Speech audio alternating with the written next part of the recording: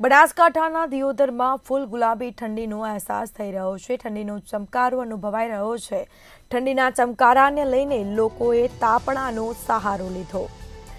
તો ઠંડી વધતા રાયડો, જીરું, ઘઉં સહિતના પાકોમાં પણ ફાયદો થવાનો છે।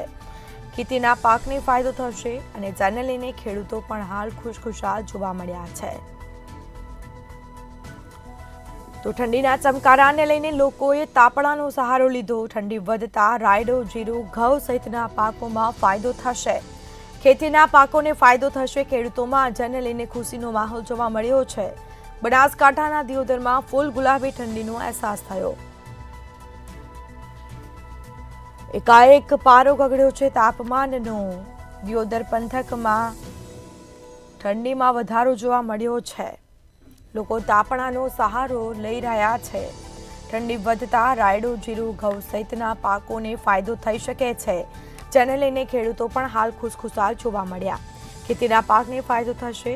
ઠંડીના ચમકારાને લઈને લોકોએ તાપણાનો સહારો લીધો છે। તો બનાસકાંઠાના દિયોદરમાં ફૂલ ગુલાબી ઠંડીનો અહેસાસ થયો।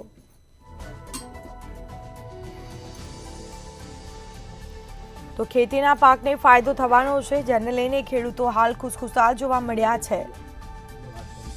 ઠંડીના ચમકારાને લઈને લોકોએ તાપણાનો સહારો લીધો। બનાસકાંઠાના દિયોદરમાં ફૂલ ગુલાબી ઠંડીનો અહેસાસ થયો છે।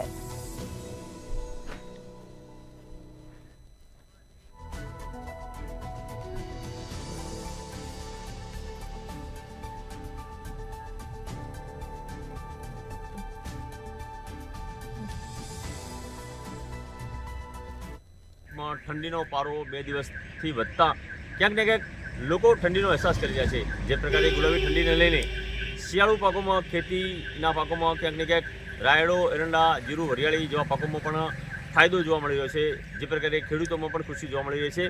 વાત કરીએ તો ઠંડીના જે 2 દિવસથી સતત વધારોને લઈને લોકો તાપણાનો સહારો લઈ રહ્યા છે। જે પ્રકારે લોકો સવારના પરમાં વોકિંગ પણ કરી રહ્યા છે આ ઠંડીના કારણે। આજે ઠંડી વધતા લોકોમાં ક્યાંક ને ક્યાંક અને ખેડૂતોમાં ક્યાંક ખુશી જોવા મળી રહી છે। કિશોર નાયક, મંતવ્ય ન્યૂઝ, દિયોદર, બનાસકાંઠા।